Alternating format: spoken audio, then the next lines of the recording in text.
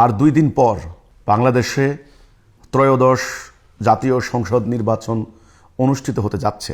ইতোমধ্যেই রাজনৈতিক দলগুলি যারা নির্বাচনে অংশগ্রহণ করার সুযোগ পেয়েছেন তারা ব্যাপকভাবে প্রচার চালিয়েছেন।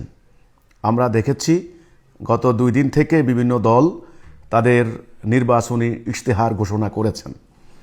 তো তারা কি চাচ্ছেন, কি করতে চাচ্ছেন, কি ধরনের উন্নয়ন করবেন, কি সুবিধা দেবেন ইত্যাদি নিয়ে তারা কেউ 30 দফা, কেউ 28 দফা, কেউ 26 দফা এই ধরনের ইশতেহার তারা নানান সময় ঘোষণা করেছেন। এটা রাজনৈতিক দলগুলির প্রচারণা আজকে সম্ভবত শেষ হতে যাচ্ছে। আগামীকাল থেকে তারা আর প্রচারণা করতে পারবেন না নির্বাচনের আইন মোতাবেক। তো আমরা দেখতে পাচ্ছি একটা নির্বাচন অনুষ্ঠান করার জন্য সরকার, আইনশৃঙ্খলা বাহিনী সকলে অর্থাৎ রাষ্ট্রের সকল মেকানিজম তারা প্রতিশ্রুতিবদ্ধ। এখন এই ক্ষেত্রে যেহেতু হিজবুত তৌহিদ আন্দোলন একটা আদর্শ নিয়ে সারা দেশে কাজ করে যাচ্ছে, আমরা গত 30 বছর থেকে ব্যাপক প্রচারণার মাধ্যমে জনগণের সামনে আল্লাহর দেওয়া প্রকৃত দিনুল হকের শিক্ষা আমরা জনগণের সামনে তুলে ধরছি। তো ইতোমধ্যেই আমাদের হাজার হাজার লক্ষ লক্ষ কর্মী, সমর্থক, সুধী, শুভানুদ্দায়ী, আমাদের সাপোর্টার সারা বাংলাদেশে তারা রয়েছেন। আমাদের এই সাপোর্টারদের মধ্যে হাজার হাজার ভোটারও রয়েছেন। এই ভোটাররা গত কয়েকদিন থেকে নানানভাবে আমাদের কাছে তারা জানতে চাচ্ছেন তারা কাকে ভোট দেবেন, কাকে ভোট দেবেন না, নাকি আদৌ কাউকে ভোটে দিবেন না। তো যেহেতু 2 দিন আর মাঝখানে আছে, আজকে আমি এই ভিডিও বক্তব্যের মাধ্যমে যে বিষয়টি বলবো, আগামী দিন এই জাতীয় নির্বাচনে আপনারা কাকে ভোট দেবেন, কাকে ভোট দেবেন না, এটা নিয়েই আমার আজকের এই কথা হবে। তো আমি শুরুতেই যে কথাটা বলার চেষ্টা করছি সেটা হচ্ছে এই 2টি নির্বাচন অর্থাৎ 2টি ভোট একসাথে হবে। আপনারা জানেন একটা হলো হ্যাঁ ভোট অথবা না ভোট, অর্থাৎ জুলাই সনদ সংবিধানে অন্তর্ভুক্তি করার লক্ষ্যে হ্যাঁ এবং না ভোট এটা একটা, আর একটা হলো সংসদ সদস্যদেরকে ভোট দেওয়া, এ হলো আরেকটা ভোট। তো এখন এখানে কিন্তু আমরা হিজবুত তৌহিদ আন্দোলন বিভিন্ন সভা সমাবেশের মাধ্যমে গত কয়েক মাস থেকে বলে এসেছি যে আসলে এখন যদি আমাদের সামনে এই প্রভিশন থাকতো যে তোমরা আল্লাহর দেওয়া জীবন ব্যবস্থা, আল্লাহর দেওয়া আইন কানুন দণ্ডবিধি অর্থনীতি অর্থাৎ রাষ্ট্রীয় জীবনে আল্লাহর হুকুম চলবে, এটা কারা চান, আল্লাহর দিন চান কি চান না, এটার একটা হ্যাঁ ভোট অথবা না ভোট, এটা আমাদের দাবি ছিল যে গণভোট যদি এই কথার উপরে হয় যে আপনারা আল্লাহর বিধান চান কি চান না, তাহলে আমরা হিজবুত তৌহিদ আন্দোলন এই গণভোটে অংশগ্রহণ করার ব্যাপারে আমরা আগ্রহ প্রকাশ করেছিলাম। তো যাই হোক, আমাদের সে দাবি কিন্তু পূরণ করা হয়নি। আমাদের সেই আশা আকাঙ্ক্ষার প্রতিফলন আমরা দেখিনি। সরকার তাদের নিজস্ব গতিতে সরকার সিদ্ধান্ত নিয়েছেন জুলাই সনদ নিয়েই মূলত হ্যাঁ ভোট অথবা না ভোট হবে। তো ভোটের ফলাফল কি হবে সেটা আমি এখন আগাম বলতে পারছি না, কিন্তু আমার আজকের যে বক্তব্যের বিষয়টা, আমাদের যারা সমর্থন করেন, আমাদেরকে যারা ভালোবাসেন, আমাদের কর্মী সমর্থক, আমাদের শুভানুধ্যায়ী, আমাদের সাপোর্টার, আমাদের যারা আত্মীয় স্বজন, আমরা এই মানুষগুলি কোন মার্কায় ভোট দিবেন, কোন দলকে ভোট দিবেন অথবা কোন প্রার্থীকে ভোট দিবেন বা দিবেন কি না, এইটা নিয়েই আমার আজকের এই বক্তব্য। তো সম্মানিত ভাই ও বোনেরা, আমি কিন্তু এই কথাগুলি আমরা আগেও বলেছি যে বিদ্যমান যে ব্যবস্থা চলছে, এই চলমান এক্সিস্টিং যে সিস্টেমটা চলছে, এটা ঔপনিবেশিক যুগ থেকে চলে এসেছে। ব্রিটিশরা চলে যাওয়ার পর থেকে গত 80 বছর থেকে আমাদের এই রাজনৈতিক ব্যবস্থা, এই সুদভিত্তিক এই পুঁজিবাদী অর্থনৈতিক ব্যবস্থা, এই ব্রিটিশদের তৈরি করা বিচারিক ব্যবস্থা এবং এই শিক্ষানীতি, বাণিজ্য নীতি, অর্থনীতি, সামরিক নীতি, আমদানি রপ্তানি নীতি, কূটনীতি, আমলাতন্ত্র, অর্থাৎ এক কথায় এই যে সিস্টেমটা চলছে এটা ইতোমধ্যেই ব্যর্থ প্রমাণিত হয়েছে, ভুল প্রমাণিত হয়েছে, কারণ এটা মানুষের তৈরি ব্যবস্থা। এটা দিয়ে আসলে আর শান্তি আসবে না। এটা আমরা যথেষ্ট এক্সপেরিয়েন্স আমাদের হয়েছে, নতুন করে আমাদের এক্সপেরিমেন্ট করার দরকার নেই, এটা আমরা বলেছি। তো আমাদের প্রস্তাবনা ছিল যে বিদ্যমান ব্যবস্থার পরিবর্তে আল্লাহর তাওহীদের উপরে ভিত্তি করা রাজনৈতিক, অর্থনৈতিক, বিচারিক ব্যবস্থা দিয়ে যদি রাষ্ট্র পরিচালিত হয় তবে কাঙ্ক্ষিত সুবিচার, ন্যায় বিচার, রাজনৈতিক দুর্বৃত্তায়ন বন্ধ হবে। এটা ছিল আমাদের প্রস্তাবনা। তো এখন এই ক্ষেত্রে আমাদেরকে অনেকে বলেছেন যে আপনারা নির্বাচনে আসেন, যে নির্বাচনে আসলে আমরা আপনাদেরকে ভোট দেব। অনেকে আমাকে বলেছেন যে আমরা আপনাকে ভোট দেব। তো আমি বলেছি, দেখুন, আমাকে যদি সবাই মিলেই ভোট দেন, আমি যদি নির্বাচিত হয়েও যাই, কিন্তু তবুও আমি কিন্তু আপনাদের যে কাঙ্ক্ষিত শান্তি, নিরাপত্তা, সেটা কিন্তু দিতে পারবো না। কেন পারবো না? কারণ বিদ্যমান সিস্টেমটাই এমন। এখানে আমি যদি বিদ্যমান সিস্টেমের মধ্য দিয়ে চলতে যাই, তাহলে আমি কিন্তু আমার ওয়াদা রক্ষা করতে পারবো না। সেজন্য আমাদের প্রস্তাবনা ছিল যে বিদ্যমান ব্যবস্থা পাল্টানো। তো যাই হোক, সেটা আগামী দিন যারা নির্বাচিত হবেন, নির্বাচিত সরকার, তাদেরকেও কিন্তু আমি আহ্বান করেছি আমার সভা সমাবেশের মধ্য দিয়ে, তারা যদি সরকারে গিয়ে যদি বিদ্যমান ব্যবস্থা পরিবর্তন না করেন, তাহলে অতীতের মতো তাদের সেই পরিস্থিতির মুখোমুখি হওয়া লাগতে পারে। তো সেটা সময় বলে দেবে নির্বাচনের পরে কি হচ্ছে। তা আমার আজকের প্রসঙ্গটা হচ্ছে নির্বাচনে কাকে ভোট দেব, কাকে ভোট দেব না, এটা নিয়ে। আমি গতকালকে জানলাম যে মাহমুদুর রহমান মান্না সাহেব, তিনি কিন্তু ঢাকা 18 আসনের তার প্রার্থিতা প্রত্যাহার করেছেন। অর্থাৎ তিনি এখানে নির্বাচন করবেন না, তিনি বগুড়াতে নির্বাচন করবেন। তো কারণটা কি? কারণ হিসেবে মিডিয়াতে এসেছে, তিনি বলেছেন এত ব্যয়, নির্বাচন করতে এতটা ব্যয়, এত ব্যয়বহুল নির্বাচন ওনার পক্ষে সম্ভব নয়। অর্থাৎ ব্যয় নির্বাহ করা একজন প্রার্থীর পক্ষে সম্ভব নয়। এটা আজকেও কিন্তু বিবিসিতে আমরা পেয়েছি। কাজেই এখন যে রাজনীতি চলছে প্রচণ্ড ব্যয়বহুল, যারা অনেক টাকার মালিক, কোটি কোটি টাকা, এমনকি শত কোটি টাকা যারা খরচ করতে পারবেন নানান ঘাটে ঘাটে, তারাই কিন্তু নির্বাচনে প্রতিদ্বন্দ্বিতা করতে পাচ্ছেন। তো এই জন্যে যারা আমাদেরকে বলেছেন যে আপনারা নির্বাচনে আসলেন না কেন, তো সেটার কারণটা কিন্তু এটা একটা কারণ, যে বিদ্যমান যে নির্বাচনের ব্যবস্থা, এখানে প্রচণ্ড ব্যয়বহুল। যারা ব্যয় করতে পারবে না, তাদেরকে নির্বাচনের দৌড়ে কিন্তু তারা টিকতে পারবেন না। তো যাই হোক, সেটা ত্রুটি বিচ্যুতি নিয়ে আমরা অন্য এক সময় কথা বলবো। আজকে আমি কিন্তু আবারও বলছি, ভোট কাকে দেব, কাকে দেব না, কারণ সময় আছে আমাদের হাতে আর 2 দিন। আমাদের দেশের জনগণ কিন্তু দেখবেন, যখন কোরবানি ঈদ আসে, তখন কিন্তু আগের দিন রাত 12টা পর্যন্ত কিন্তু অনেকে সিদ্ধান্ত নিতে পারেন না, মানে গরু কোনটা কিনবেন, বা সবাই মিলে কম্বাইন্ডলি গরু কিনবেন কিনা, অর্থাৎ ইনডিসিশনে ভোগেন। তো এটা আমাদের কিন্তু এখন বাংলাদেশের অনেক ভোটার ইতোমধ্যে তারা এখনও সিদ্ধান্ত নেননি যে তারা আসলে কাকে ভোট দেবেন বা কাকে ভোট দেবেন না। তো যাই হোক, এটা তাদের ব্যাপার। তো আজকে আমাদের যারা হিজবুত তৌহিদের সমর্থক আছেন, আমি তাদের উদ্দেশ্যে যেটা বলতে চাই, সম্মানিত ভাই ও বোনেরা, আপনারা আপনাদের ধারে কাছে এখন যারা রাজনীতি করছেন, তাদের বক্তব্য আপনারা শুনেছেন, তাদের ইশতেহার আপনারা শুনেছেন, পত্রিকায় এসেছে, অনলাইনে এসেছে, তাদেরকে জাতীয় টেলিভিশনেও জাতির উদ্দেশ্যে ভাষণ দেওয়ার সুযোগ দেওয়া হয়েছে। অর্থাৎ এই দলগুলির লক্ষ্য কি, উদ্দেশ্য কি, তারা কে কি করতে চায়, কার কি মোটিভ, কার কি প্ল্যান, এটা ইতোমধ্যেই আপনারা খেয়াল করেছেন, আপনারা দেখতে পেয়েছেন। তারা ইতোমধ্যেই অনেক অনেক ওয়াদা দিয়েছেন। এটাকে বলা হয় নির্বাচনী ওয়াদা। ইশতেহারের মাধ্যমে, জনসভার মাধ্যমে আমরা এই করব, ওই করব, এই করব, ইত্যাদি ইত্যাদি। তো এখন তারা কিন্তু সেগুলি করেছেন, সেটা আপনারা দেখেছেন। এই রাজনৈতিক দলের নেতা কর্মীদেরকেও আপনারা দেখেছেন, আপনাদের আশেপাশে আছে, তারা থাকে। আপনাদের বাজারে তারা হয় ব্যবসা করে, আপনাদেরই এই দেশের অফিস আদালতে তারা চাকরি করে, হয় হাসপাতালে চাকরি করে, আদালতে ওকালতি করে। এই নেতা কর্মীগুলাই অতীতে কেউ রাষ্ট্র ক্ষমতায় ছিলেন, অথবা কেউ যুক্তভাবে জোটের মধ্যেও রাষ্ট্র ক্ষমতায় ছিলেন, বা কেউ ছিলেন না। তাহলে আমার কথা হচ্ছে, এই কর্মীদেরকে এই দলের লক্ষ্য, উদ্দেশ্য, চরিত্র, বৈশিষ্ট্য ইত্যাদি আপনারা দেখেছেন। এদের কর্মীদের লক্ষ্য, উদ্দেশ্য, চরিত্র, বৈশিষ্ট্য আপনারা দেখেছেন। আমি হিজবুত তৌহিদ আন্দোলনের ভাই বোনদেরকে বলতে চাই, অন্যদের ব্যাপারে আমার এই কথা প্রযোজ্য না।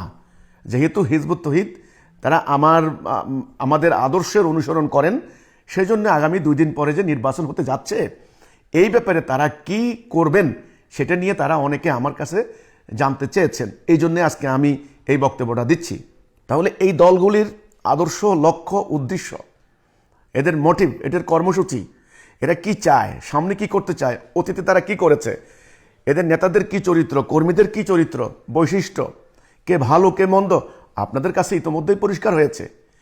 কোন প্রার্থী বা কোন দলের নেতা কর্মীরা চাঁদাবাজি করেছে বা করেনি, আল্লাহর পবিত্র ধর্ম ইসলামকে ব্যবহার করে অপরাজনীতি করেছে, মানুষের ধর্মীয় সেন্টিমেন্টকে ব্যবহার করে অরাজকতার সৃষ্টি করেছে, অপরাজনীতি করেছে, ওয়াদা লঙ্ঘন করেছে, মিথ্যাচার করেছে, দুর্নীতি করেছে, প্রতারণা করেছে, ছলনা করেছে, সকালে এক কথা বিকেলে এক কথা বলেছে, মিথ্যা মামলা দিয়েছে, মিথ্যা মামলায় অন্যকে ফাঁসিয়েছে।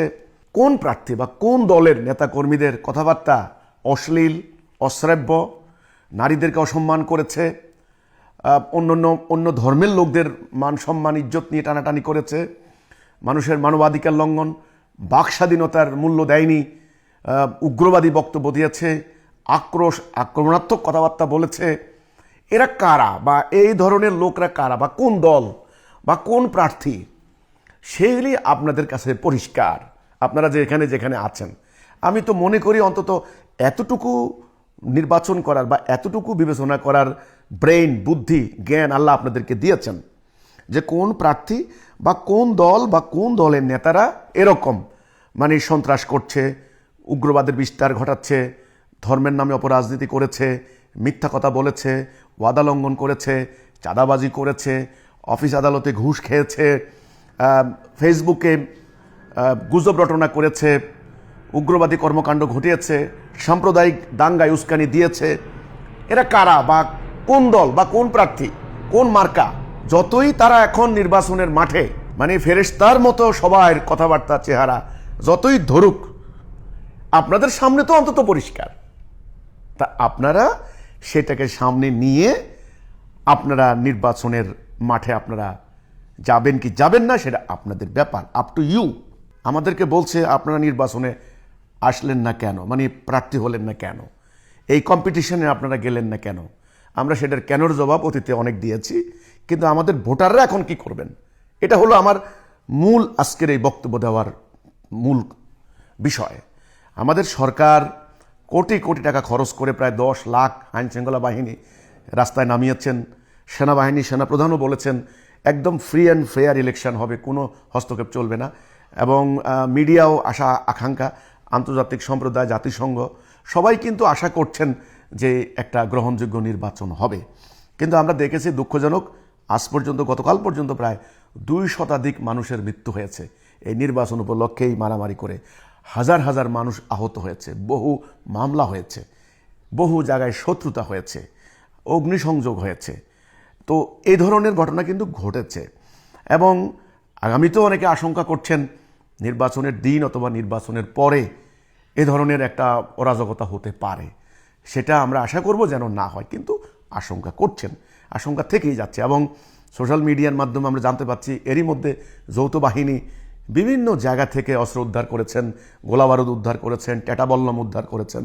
তো এগুলো একটা প্রশংসনীয় কাজ, কিন্তু আশঙ্কা, অতীতেও আমাদের দেশের এটা একটা বৈশিষ্ট্য, যারা হেরে যায় তারা বিজয়ী জাতিকে মানে বিজয়ী দলকে সাধুবাদ জানানোর রেকর্ড বাংলাদেশে আমরা এ পর্যন্ত দেখিনি। হ্যাঁ, তো যারা বিজয়ী হয় তারা তো বিজয়ী হন, আর যারা পরাজিত হন তারা নির্বাচন প্রত্যাখ্যান করেন, জালিয়াতির কারচুপির অভিযোগ এনে প্রত্যাখ্যান করেন। পরবর্তীতে হরতাল, অবরোধ, ভাঙচুর ইত্যাদি শুরু হয়ে যায়। তো এটা কিন্তু আমাদের এই পর্যন্ত ট্র্যাডিশন। তো যাই হোক, এখন এইবারের নির্বাচনে কি ধরনের সমস্যা হতে পারে আমি জানি না, তবে আমরা যথেষ্ট মানে আশঙ্কিত যে ধরনের যে কোনো সমস্যা হতে পারে। কারণ অনেকগুলি কারণ আছে, কারণ বলে আমার এখানে সময় নষ্ট করার কোনো কারণ নেই, সেটা আপনারাও জানেন। আবারও বলছি যে আমরা বলেছিলাম আমাদের প্রস্তাবনাটা এটা ছিল যে বিদ্যমান যে ব্যবস্থা এটা মানুষের তৈরি ব্যবস্থা। আমরা মুসলিম মোমেন, আমরা আল্লাহর হুকুম দিয়ে আমাদের রাষ্ট্র চলবে, বিধান চলবে, আল্লাহর আইন দিয়ে রাষ্ট্র চলবে, কোর্ট কাছারি আদালত চলবে, সুদ বন্ধ হবে, অফিস আদালতে ঘুষ বন্ধ হবে, অর্থ পাচার বন্ধ হবে, এই হানাহানির রাজনীতি চিরতরে বন্ধ হয়ে যাবে। অর্থাৎ আল্লাহর দেওয়া কোরআনের উপর ভিত্তি করা একটা রাষ্ট্র ব্যবস্থা কায়েম হবে। এটা ছিল আমাদের দাবি, আমাদের প্রস্তাবনা। এটার উপরেই যদি একটা গণভোট বা গণ আকাঙ্ক্ষা বাস্তবায়নের ব্যবস্থা থাকতো তাহলে আমরা স্বতঃস্ফূর্তভাবে সেখানে পার্টিসিপেট করতে পারতাম, কিন্তু আমাদের সেই প্রস্তাবনা গৃহীত হয়নি। তো যাই হোক, এখন সবাই যেহেতু চাচ্ছেন যে একটা নির্বাচন হয়ে যাক। তারা হয়তো আশা করছেন যে নির্বাচন হলে পরে, ইলেকশনের পরে আইনশৃঙ্খলা পরিস্থিতি স্বাভাবিক হতে পারে, ব্যবসা বাণিজ্যের পরিস্থিতির উন্নতি হতে পারে, আন্তর্জাতিকভাবে যে আমাদের একটা বদনাম এটা অনেকটা গুছে যেতে পারে, আঞ্চলিক যে সম্পর্কের অবনতি ঘটেছে সেটার একটা উন্নতি হতে পারে, এটা কিন্তু মনে করছেন। তো যাই হোক, সেটা আমি জানি না আসলে কি হতে পারে। তো নির্বাচন, এখন নির্বাচনের দিন, দুদিন পরে সারা দেশে নির্বাচন হতে যাচ্ছে। এই ক্ষেত্রে আমার হিজবুত তৌহিদের ভাই বোনদের প্রতি আমার আহ্বান থাকবে, 1 নাম্বার, আপনারা কোনো ধরনের সংঘাত, সংঘর্ষ, কোনো ধরনের ফিতনা, ফাসাদে আমাদের কোনো কর্মী, সমর্থক, শুভানুধ্যায়ী কাউকে যেন কেউ সম্পৃক্ত করতে না পারে। এটা হলো প্রথম আমার নির্দেশনা থাকবে, প্রথম। দ্বিতীয়ত, আপনারা কাকে ভোট দিবেন, কাকে ভোট দিবেন না, সম্পূর্ণরূপে এখতিয়ার আপনাদের। স্বাধীনতা আল্লাহ আপনাকে দিয়েছেন, আপনি অথবা আপনি ভোটে দিবেন না, এখানে কিন্তু একটা কথা বলতে হয়, যে সেটা হচ্ছে ইউরোপে কিন্তু এই ব্যবস্থা আছে। আমাদের অতীতেও কিন্তু একটা ইন্টারিম তত্ত্বাবধায়কের সময় এ ধরনের একটা প্রভিশন ছিল, যে নান অফ দ্যাম, মানে কাউকে না, অর্থাৎ নো ভোট। অর্থাৎ আমি এই মার্কা অথবা এই প্রার্থী আমার কাউকে পছন্দ হয়নি, আমি নান অফ দ্যাম, অর্থাৎ এদের মধ্যে কাউকে না, আমি কাউকে ভোট দেব না, নো ভোট। এই প্রভিশনটা এর আগে কিন্তু দাবি উঠেছিল। তো সেটা থাকলেও কিন্তু আপনাদের জন্য একটু সুবিধা হতো, যে না, এদের সবাইকে আমরা দেখেছি, আমাদের কাউকে পছন্দ না, আমরা এদের কাউকে পছন্দ করছি না, আমরা নো ভোট দিলাম। এই সুযোগটাও কিন্তু যদি থাকতো, তাহলেও কিন্তু অনেকের রিল্যাক্স মোডে কিন্তু ভোট দিতে যেতে পারতেন। কিন্তু এখন যাই হোক, একটা সিস্টেমের ভিতর দিয়ে আমাদেরকে যেতে হচ্ছে। তো সেক্ষেত্রে আমার কথা হচ্ছে, আপনারা কাকে ভোট দিবেন, কাকে ভোট দিবেন না, নাকি কাউকে ভোট দিবেন না, সেই ক্ষেত্রে এই ব্যাপারে পূর্ণাঙ্গ এখতিয়ার, পূর্ণাঙ্গ সিদ্ধান্ত গ্রহণের ক্ষেত্রে আপনারা স্বাধীন। আমি হিজবুত তৌহিদের সদস্যদেরকে বলবো, আপনারা যদি সত্যিকার অর্থে সত্যের পক্ষে অবস্থান নিয়ে থাকেন, তাহলে কোনো প্রার্থীর সাথে অঙ্গীকার করবেন না, ওয়াদা করবেন না, কোনো প্রার্থীর সাথে ওয়াদা করবেন না, যে ওয়াদা রাখতে পারবেন না, কোনো ওয়াদা করার দরকার নেই। কোনো প্রার্থীর থেকে একটা চাও খাবেন না, এটা বৈধ হবে না। যে নির্বাচন আমি ভোট দেবো, আমাকে চা খাওয়ান, কোনো প্রার্থী থেকে চাও খাবেন না। আমাদের একটা নীতি আছে, দিনের বিনিময় নেওয়া হারাম। আমরা এক গ্লাস পানিও খাই না যারা দিনে দাওয়াতি কাজ করে।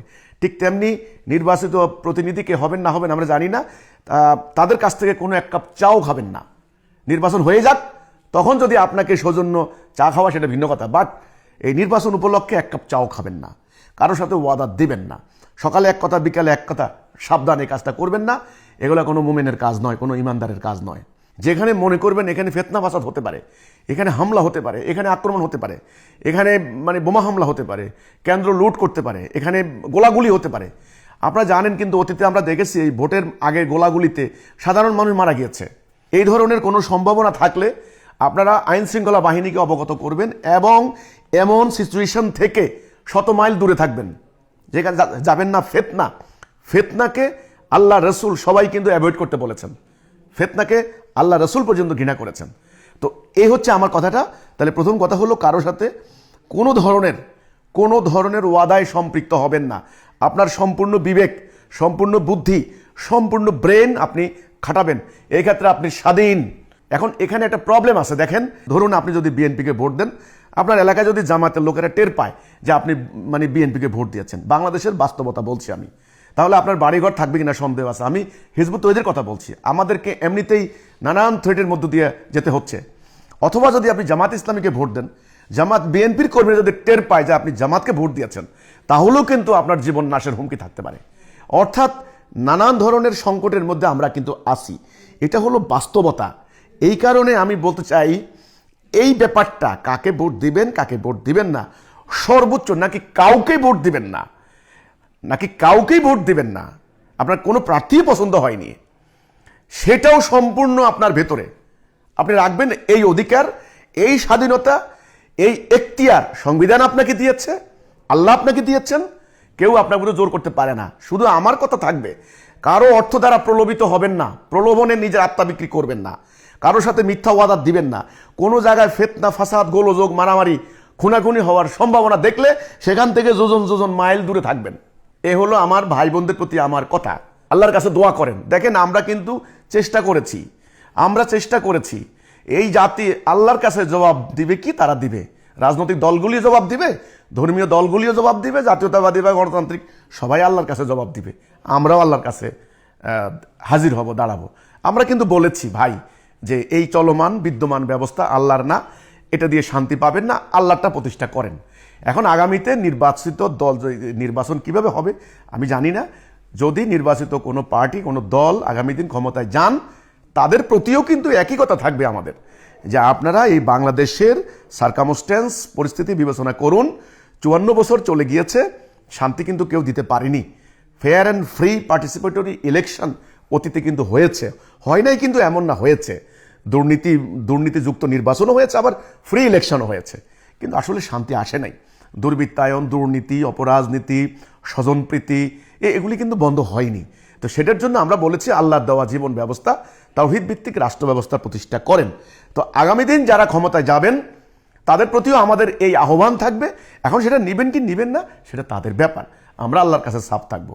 তো এই ক্ষেত্রে আমি আমাদের ভোটার যারা আছেন, আমি তাদেরকে আপনাদেরকে বলতে চাই, আর দুদিন আছে, দুদিন পরেই দেশের সাধারণ নির্বাচন হবে। আপনি ভোট কেন্দ্রে গেলেও হবে, ভোট কেন্দ্রে না গেলেও ভোট হবে। সেটার জন্য সমস্ত মেকানিজম সেই নির্বাচন আয়োজনের জন্য প্রস্তুতি গ্রহণ করা হয়েছে। রাষ্ট্র হাজার হাজার কোটি টাকা খরচ করছেন, প্রতিটা প্রার্থী খরচ করছেন, প্রতিটা দল হাজার হাজার কোটি টাকা খরচ করে সর্বশক্তি নিয়োগ করে তারা এই ক্ষমতা নেওয়ার জন্য প্রতিযোগিতায় নেমেছেন। তো এই 12 তারিখ আমাদের বাংলাদেশের ইতিহাসে একটা গুরুত্বপূর্ণ মাইল ফলক, একটা গুরুত্বপূর্ণ ডিসিসিভ মোমেন্ট। এখানে অনেক কিছু ঘটে যেতে পারে, অর্থাৎ মানে সিদ্ধান্তের ক্ষেত্রে। সেজন্য আপনারা কি করবেন, আমরা কি করব? আমরা যারা সাধারণ মানুষ আমরা কি করতে পারি? আমাদের আছেন আল্লাহ। আপনারা 5 ওয়াক্ত নামাজ পড়ে, বিশেষ করে আজকে থেকে পরবর্তী 2 দিন এশার নামাজ পড়ে, একেবারে তাহাজ্জুদের নামাজ পড়ে, 2 রাকাত নফল নামাজ পড়ে, দরকার হলে একদিন রোজা রাখেন, আল্লাহর কাছে বলবেন। দেখেন আধ্যাত্মিক একটা ব্যাপার আছে, আল্লাহর হস্তক্ষেপ, আল্লাহর কুদরতি হস্তক্ষেপ, গায়েবী মদদ। আমরা যারা আল্লাহরে বিশ্বাস করি আর কি, মুসলমান দাবি করি, মোমেন দাবি করি, কোরআনকে বিশ্বাস করি, নবীকে বিশ্বাস করি, আমরা অবশ্যই আল্লাহর গায়েবী মদদ, আল্লাহর নসর, আল্লাহর সাহায্য এটা বিশ্বাস করতে হবে।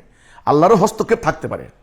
আল্লাহ বলেছেন আমি দিনকে রাত করি, রাতকে দিন করি, হ্যাঁ, শীতকে গ্রীষ্মে পরিণত করি, গ্রীষ্মকে শীতে পরিণত করি। আল্লাহ বলেছেন, এটা সাংঘাতিক ব্যাপার স্যাপার, কিন্তু এটা কাজে আল্লাহ পারেন।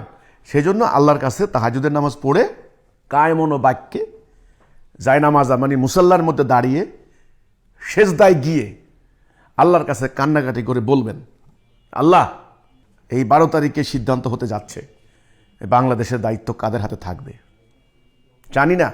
তুমি বলেছো কুলিল্লাহু মালিকুল মুলক, মুলকের মালিক তুমি, যাকে ইচ্ছা ক্ষমতা দাও, যার থেকে ইচ্ছা ক্ষমতা কাড়িয়া লাও, তুমি বলেছো আল্লাহ। তো তোমার যেহেতু হস্তক্ষেপ, তুমি জানো, তোমার অসীম জ্ঞান দিয়ে তুমি জানো, তুমি দেখেছ কারা ছলনা করবে, কারা জাতির সাথে প্রতারণা করবে, কারা অপরাজনীতি করবে, কারা জুলুম করবে। আমরা তো ভবিষ্যৎ জানি না, তুমি জানো আল্লাহ।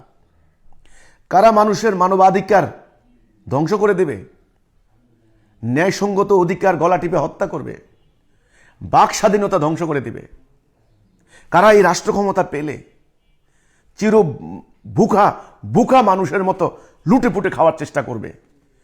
আমরা এমনিতেই জর্জরিত হয়ে গিয়েছি, এই জাতি ঋণের জ্বালায় এই জাতি শেষ, আমাদের ব্যবসা বাণিজ্য শেষ, অনেক মানুষ দেশ থেকে গুটিয়ে নিয়ে গিয়েছে, দেশে কোনো ভবিষ্যৎ নাই।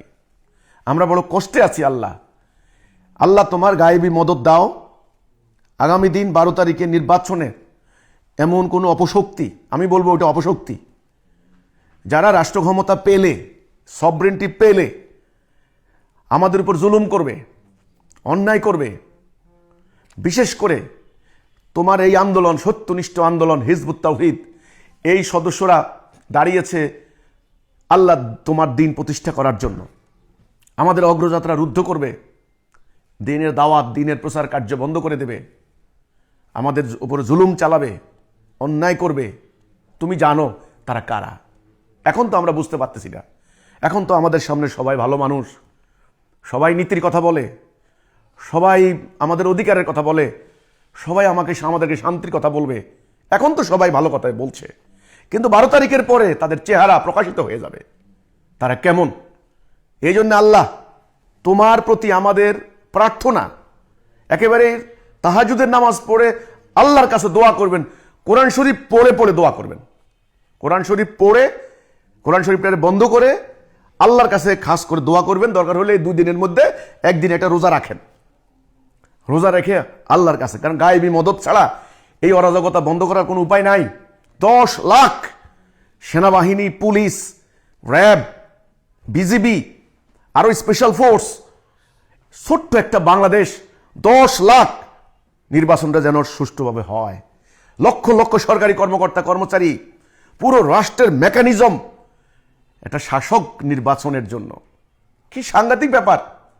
এই জন্য আল্লাহর কাছে দোয়া করেন খাস করে, আল্লাহ এমন কোন জালেম, স্বৈরাচারী, দুর্নীতিবাজ, তুমি জানো, তুমি মানুষের ভিতরের খবর জানো, বাহিরের খবর জানো, কারা তোমার ধর্ম, পবিত্র ধর্ম ইসলামকে নিয়ে তারা ষড়যন্ত্র করতে পারে।